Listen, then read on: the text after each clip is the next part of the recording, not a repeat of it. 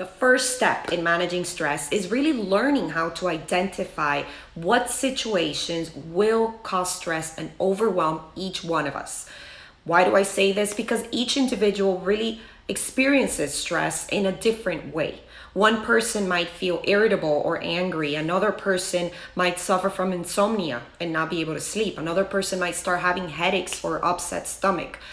Triggers could be related to many things. They could be related to work or relationship problems or monetary problems, health problems.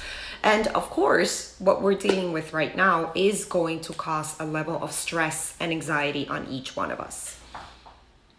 Signs and symptoms. They can really appear at different levels, okay? So I'm gonna talk first about our cognitive level.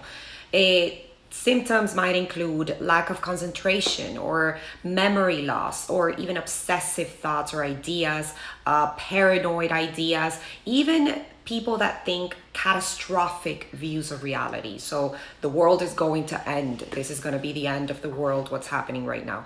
So stress can really cause that on certain people, on situations like what we're living right now. Now, on an emotional level, symptoms might include sadness or feelings of loneliness, anxiety, mood swings on certain people's, being unable to relax, having difficulty enjoying activities that you used to enjoy before.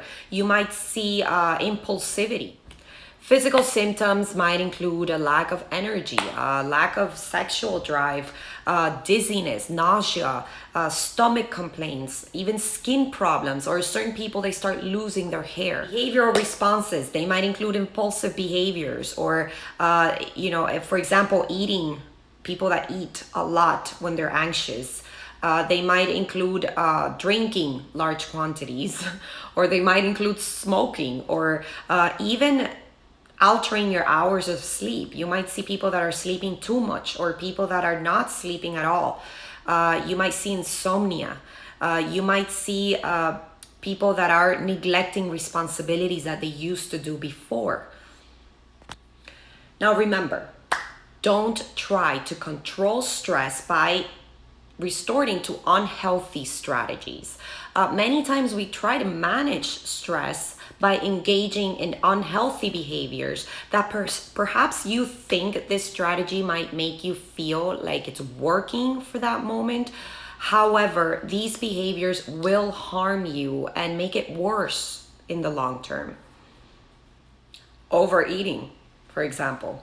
Thinking, oh, I'll just take that cookie and it's just one cookie, and then you have like 20 cookies and you can't stop, or you need to eat sweet things because I feel anxiety.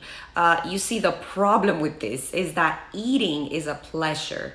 However, when we lose control of food, and more than eating, we overeat, we end up hurting ourselves. These behaviors, instead of helping us to manage stress, will give us what feeling? Of course, a feeling of guilt and a feeling of discomfort and a feeling of no self-control. So you really feel great when you're doing it, but afterwards you feel terrible. Now, here's what I want to leave you with today. And it's the most important message I want to leave you with. More than talking about what you can do and exercise and all of which, there's many strategies you can do to manage stress. But the most important message I want to leave you with today is, according to research, the really, really, really important thing to do with stress is to change how we view stress. And they've really gotten into the research of this. They've really compared people who view stress differently and what it has cost on them in the long term when it comes to physical and emotional health. Research has found that embracing stress and seeing stress as something positive is much more important than really all the things that we can do to manage stress. Now, that's what I want to leave you with today. And I want to leave you with the words of Kelly McGonigal, who said if people actually embrace the concept of stress, it can make them stronger, smarter, and happier.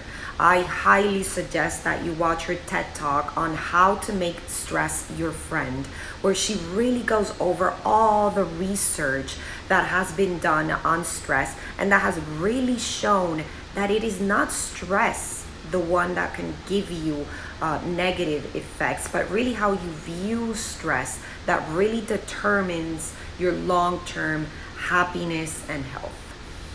Take care, everybody. Stay safe and please stay at home.